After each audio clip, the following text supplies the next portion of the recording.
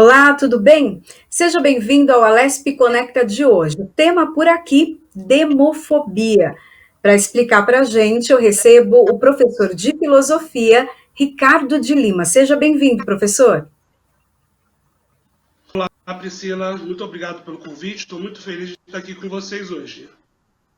Obrigada. Bom, professor, para começar, eu queria que o senhor explicasse para a gente o que é esse termo, demofobia. Então tá bem. Demofobia, hoje em dia é um pouco mais fácil de começar a entender essas questões de fobia, porque é muito em voga. E a demofobia é a junção de duas palavras. A demo, que significa povo, e fobia, que é um medo, uma aversão, uma vontade de ficar distante.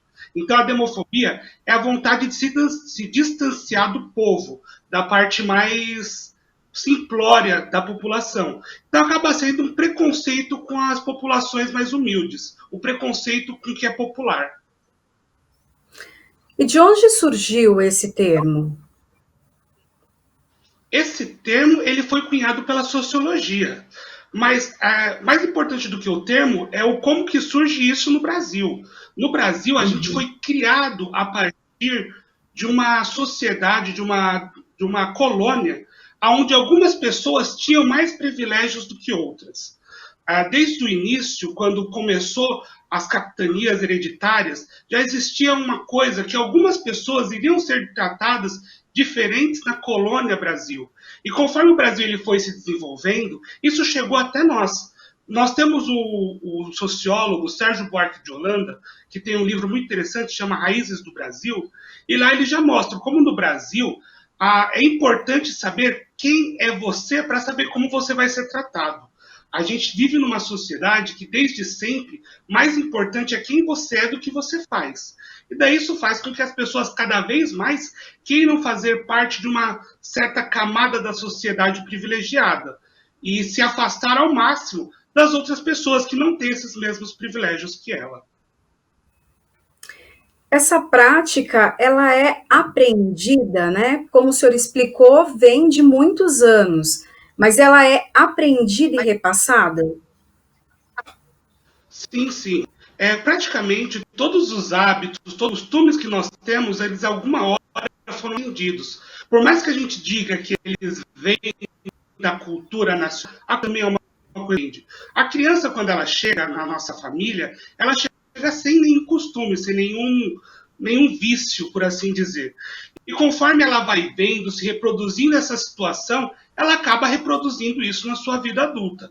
Tanto como a demofobia, como qualquer uma das outras questões sociais, como o racismo, como o machismo, são questões que são aprendidas ao decorrer da vida. A criança ela vê isso acontecendo na vida dela, ao redor dela, com seus pais, na sociedade onde ela convive, e logo ela começa a reproduzir todas essas coisas, sem nem mesmo perceber que está fazendo. Por isso que tem essa impressão que é natural, que veio já assim desde que nasceu. Mas não, é apenas uma reprodução e que pode ser trabalhada para que isso não aconteça. Eu queria que o senhor desse alguns exemplos para a gente de demofobia. Olha, a gente está numa época ótima para falar disso, porque há umas semanas atrás teve um caso no jornal bem famoso que ele apresentou de forma clara o que seria uma demofobia. Um repórter estava acompanhando uma batida da vigilância sanitária em alguns bares no Rio de Janeiro que voltaram a abrir após a pandemia. E daí teve uma cena repercutiu muito na internet, de uma das clientes desse bar, ela virar para o vigilante sanitário e, se referindo ao seu marido, disse: cidadão não, engenheiro civil, melhor do que você. Então, acho que isso é um exemplo clássico, é um exemplo claro do que seria a demofobia. É a pessoa achar que por ela ter um ensino superior, um curso de graduação, por ela fazer parte de uma sociedade dos engenheiros civis, por assim dizer, ela se torna melhor do que outro cidadão da sociedade. Ela acha que ela tem que ser tratada de uma forma diferenciada. E foi o que ela foi debater, procurando o seu direito ao privilégio de ser tratada diferente. Então ela bate no peito, estufa o peito e diz: não, mas nós somos engenheiros, como assim você está tratando a gente como qualquer um? Se a gente for buscar na história do jornalismo brasileiro, a gente vai ver isso se reproduzindo várias vezes, de pessoas que, por alguma formação, por algum status social, ela acredita que está acima da lei, está acima de todas as regras. Então, eu acho que esse exemplo é muito atual e vai fazer todo mundo lembrar. E todo mundo se revoltou com isso. Toda uma sociedade como um todo, ela se levantou para, como se diz, para reprimir essa situação. Mas muitas vezes não percebemos que nós também reproduzimos isso em menor ou diferentes escalas. Até tem uma cena de uma novela, né, que mostra a filha da empregada comentando com a família, né, chefe da mãe, que iria ali prestar vestibular e que seria um vestibular ali, o mesmo vestibular do filho dela. E ela olha com uma estranheza. Isso também é demofobia? Exatamente. Isso também é demofobia. É quando você acredita que certos espaços não são para certas pessoas. Eu sou um exemplo claro disso. Eu sou um aluno de Universidade Federal, da Universidade Federal da ABC, e sou filho de uma empregada doméstica. Tanto que, se não me engano, a cena que você se refere, eu acho que é do filme Que Horas Ela Volta. E é um filme que eu muito me identifiquei, que minha mãe também é empregada doméstica. Quando eu passei na Universidade Federal, a pergunta que mais faziam a ela e faziam para mim também era como? Como você conseguiu estar lá? E apesar de ser de amplo conhecimento que o acesso das universidades federais é pelo Enem, pelo SISU ou por vestibulares próprios, que hoje em dia quase não tem mais Enem, as pessoas elas não acreditam que as pessoas elas tiveram capacidade de trilhar esse caminho. Então, logo, elas se questionam: qual meio você usou para estar lá? Como é que você está lá e eu não estou? Então, você selecionar áreas, um lugar que é de privilégio e que certas pessoas devem estar lá, outras pessoas não. Então, quando eu me surpreendo a ter uma pessoa, realmente é uma questão de demofobia. É uma microagressão que a gente chama, que são as agressões que não são diretas, não são uma forma de impedir a pessoa de agir, mas são pequenas agressões que realmente têm um motivo, que realmente agridem e ofendem as pessoas que estão sofrendo. A demofobia, ela é a questão econômica, social ou também entra a racial? A demofobia, ela engloba tudo isso. A priori, ela é uma questão social e de renda, quando a gente fala só sobre demofobia. Só que a questão de renda, ela está extremamente entrelaçada com as questões raciais no Brasil. No Brasil, a maior parte da população pobre é formada por negros. E uma maioria quase absoluta das pessoas mais ricas é formada só de brancos.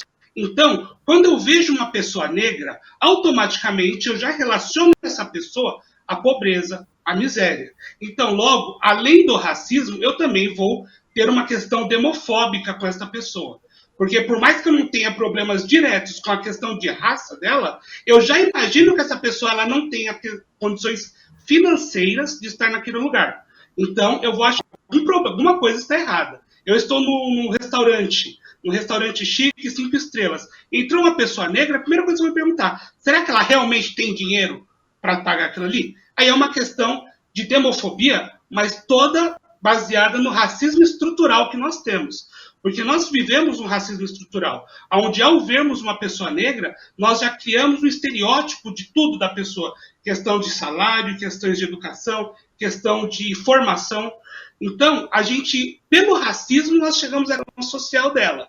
E a partir daí começamos a aplicar a demofobia também.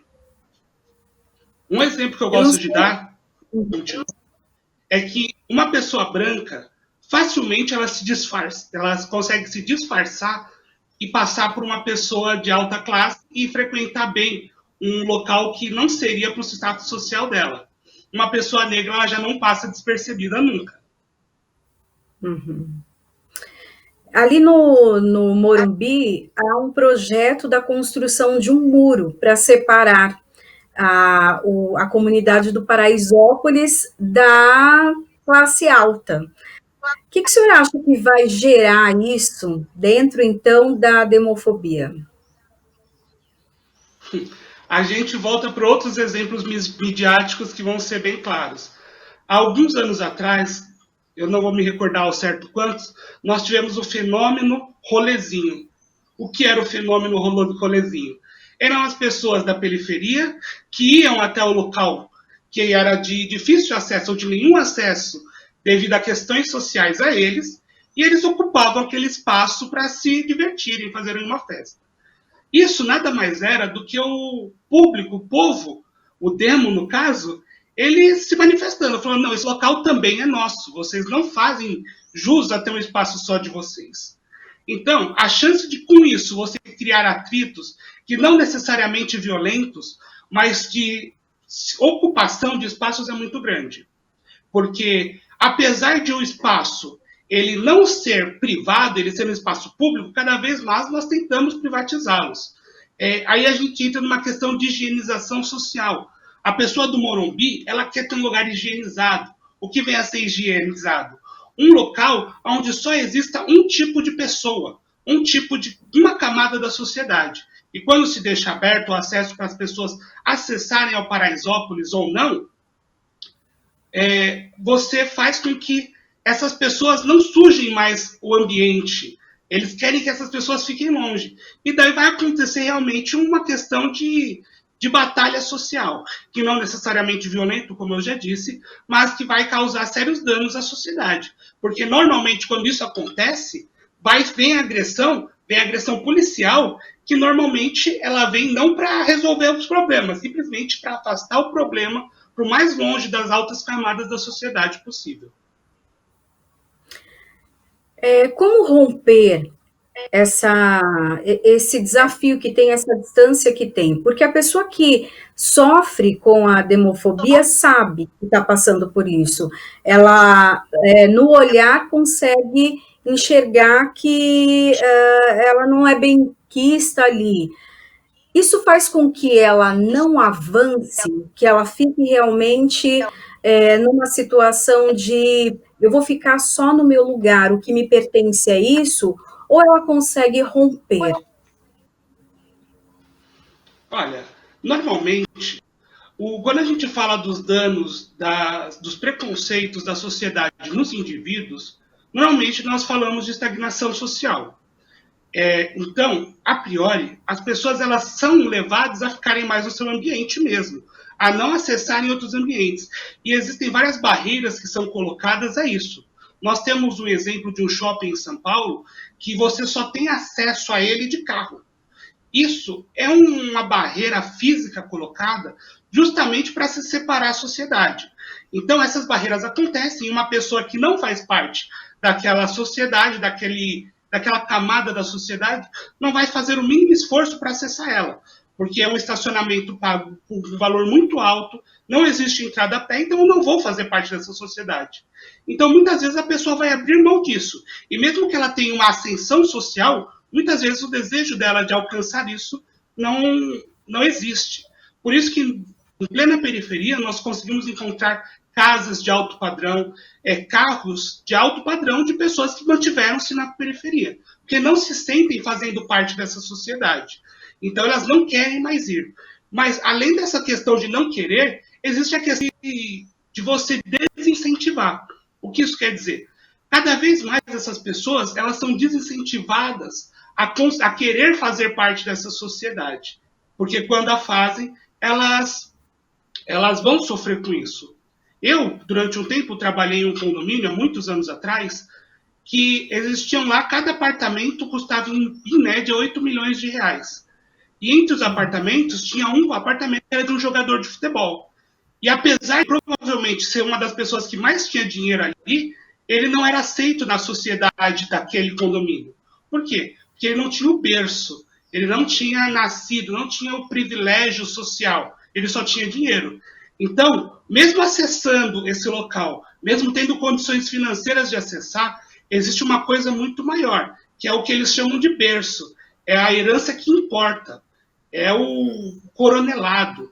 No Brasil, a gente tem uma série de novelas e filmes que mostram a ideia de coronelado, que você tem que ter berço, de que família você é.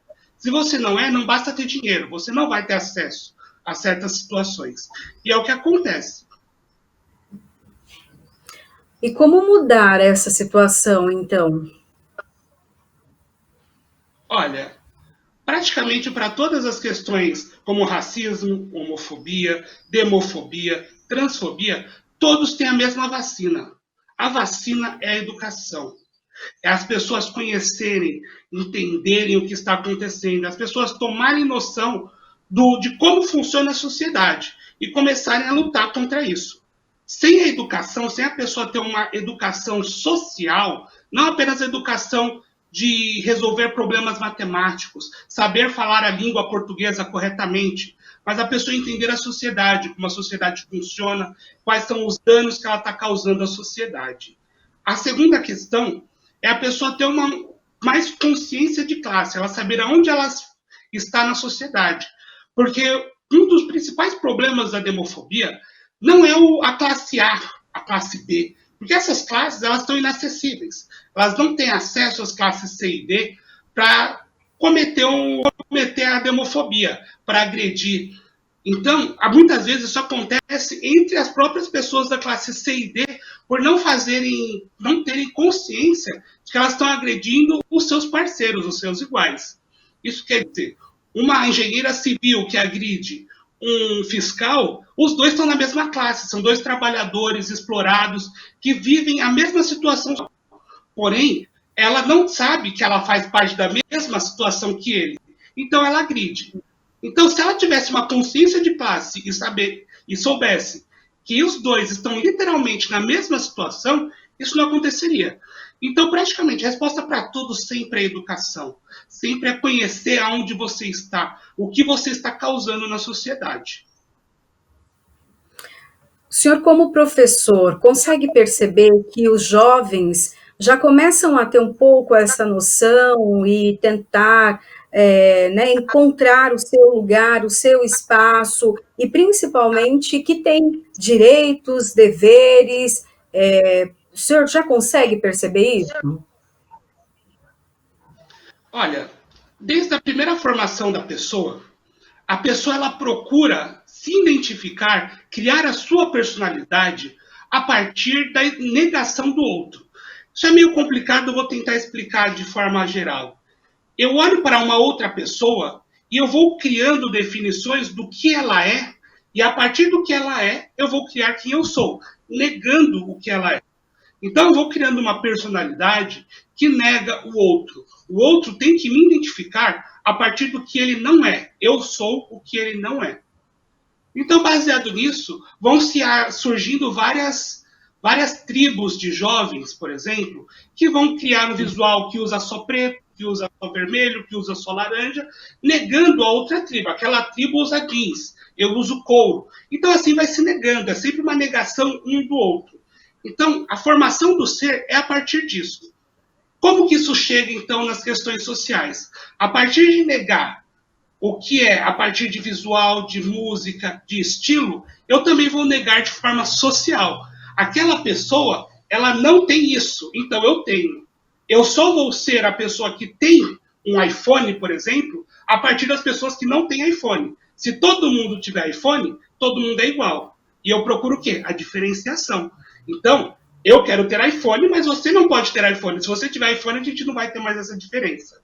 Então, assim que começa a surgir as questões de diferença social.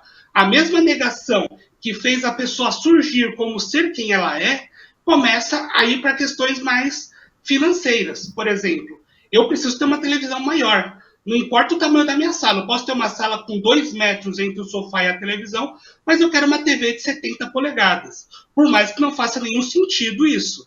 Mas eu preciso, por quê? Porque o meu amigo tem uma de 55, de 60. Então, eu vou ser o que tem mais, o diferente. Porque se eu tiver a mesma que a dele, eu não sou eu. Eu preciso ser diferente para ser eu.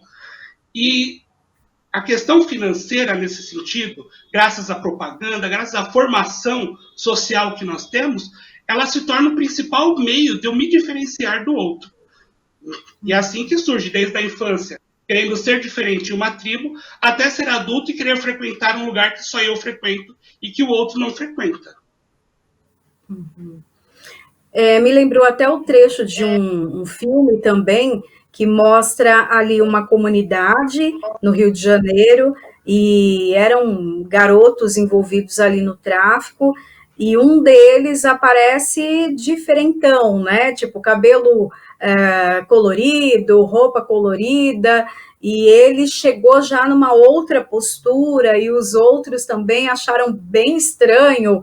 Ele estava realmente destoando ali do círculo dele. Daí essa diferenciação, e o senhor acha que a demofobia acaba gerando esse desejo pelo mais, pelo diferente, e acaba levando pessoas ou para o tráfico ou para o roubo?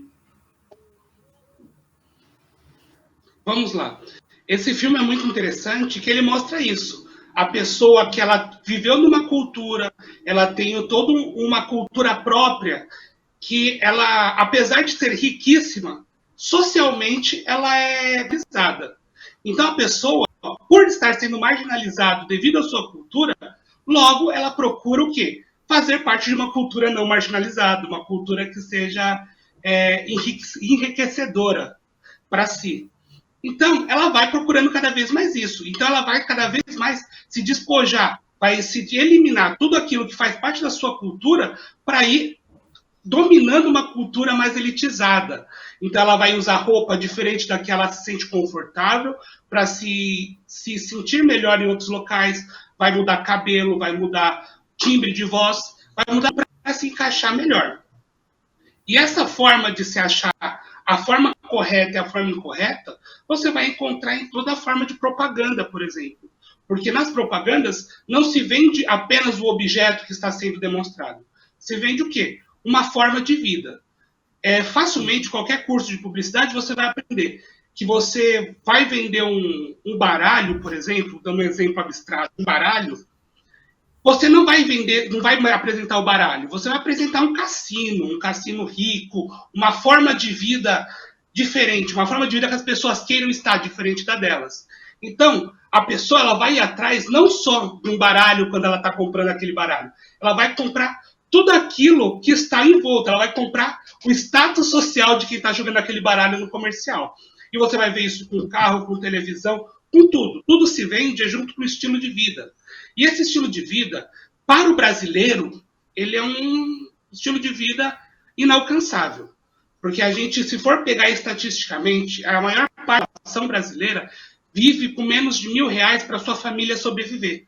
E os status que são vendidos, eles não dão acesso a essas pessoas. Logo, se eu não tenho acesso a isso, mas eu preciso disso para fazer parte da sociedade, eu vou procurar um caminho que faça isso. Enquanto eu vendo a necessidade de ser alguém a partir de certas coisas e não dou acesso às pessoas conquistarem essas coisas, as pessoas vão procurar por outros meios.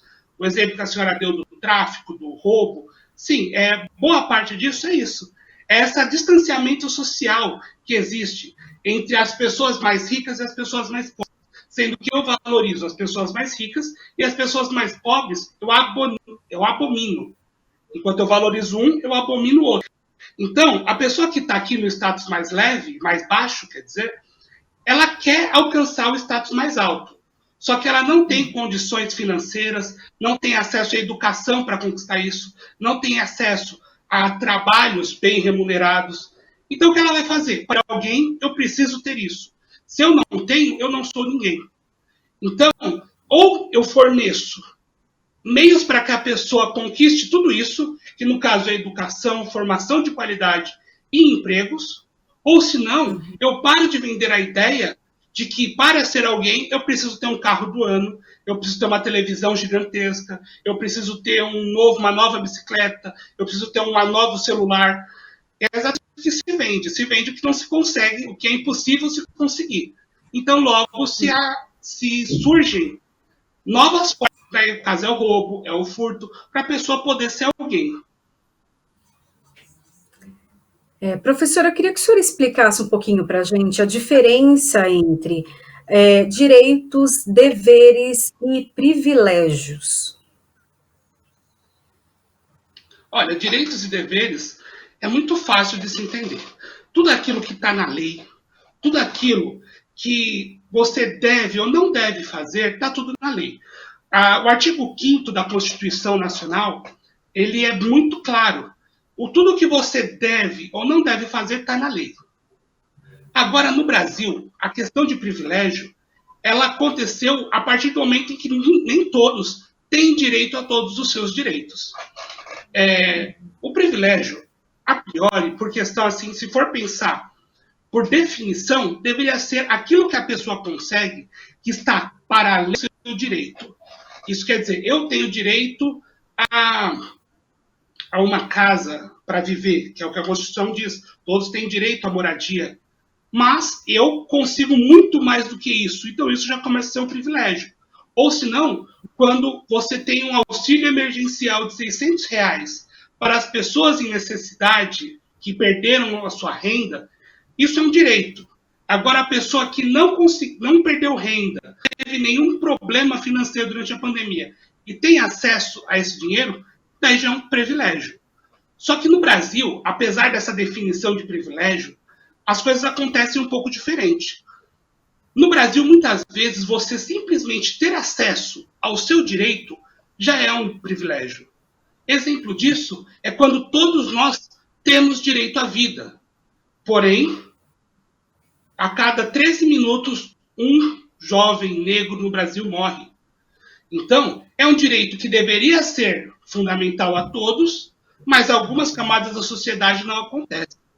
Logo, a pessoa, só por ter o direito de permanecer viva, ela já está sendo privilegiada. Ou se não, um exemplo mais palpável ainda para uma camada ainda maior da sociedade, teoricamente todos nós temos direito à nossa salubridade física, à nossa segurança física. Mas uma mulher que anda na rua à noite tem plena noção que esse direito não é garantido a ela. Então, você andar à noite com segurança é um privilégio. Cada vez mais, você ter acesso aos simples direitos que todos temos legalmente está se tornando um privilégio. Mas, a priori, privilégio é tudo aquilo que está acima da lei. Mas no nosso caso não é isso que acontece. Professor, o senhor citou uma diferença ali entre a classe C e D, né, um certo conflito, pode-se dizer assim. A pessoa que sai da D e consegue alcançar a C, por exemplo, ela pode cometer demofobia mesmo sabendo de onde ela saiu? Ela nem mesmo precisa sair da classe onde está para cometer demofobia. Como eu expliquei anteriormente, as pessoas o tempo todo, elas tentam se diferenciar uma das outras a partir do que eu tenho, do que eu posso. Então, mesmo sem se movimentar entre as camadas sociais, eu já cometo, a partir do momento que eu conquisto uma coisa, seja lá o que for, uma bolacha, e você não tem uma bolacha, eu te trato diferente por causa disso. Então, a demofobia, mais do que ter a ver com quem você é, ou em que camada da sociedade você está, ela está no como você se comporta perante a sociedade.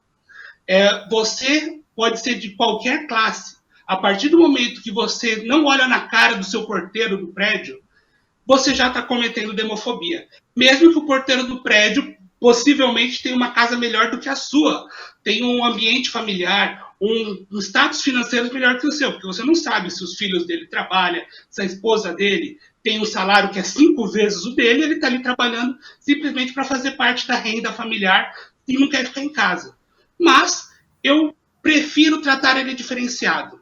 Então, muitas vezes a demofobia ela não tem questão necessariamente social, ela tem uma questão necessariamente de preconceito. Por exemplo, o caso que eu citei no começo da reportagem da engenheira que agrediu o fiscal, a formação do fiscal agredido é doutor, ele tem doutorado na sua área. Então, ela estava cometendo demofobia contra alguém que provavelmente tem uma renda superior a ela, tem um social melhor do que o dela, mesmo ela está agredindo a pessoa. Então, isso está muito mais pessoal, está muito quem eu acho que eu sou do que quem eu sou. Então, não importa a classe que você está, você pode estar se cometendo demofobia sim. Professor Ricardo de Lima, muito obrigada pelas suas informações, um alerta à sociedade, que realmente as pessoas que assistirem esse programa pensem um pouco. Muito obrigada. Muito obrigado pelo espaço, por poder compartilhar minhas ideias, compartilhar um pouco do que eu estudei tanto para tentar melhorar um pouco a sociedade. Agora vamos ver se isso vai ajudar alguém. Muito obrigado, Priscila. Eu que agradeço, tomara. Bom, o programa Alesp Conecta fica por aqui, a gente se encontra na programação da Rede Alesp. Tchau, tchau.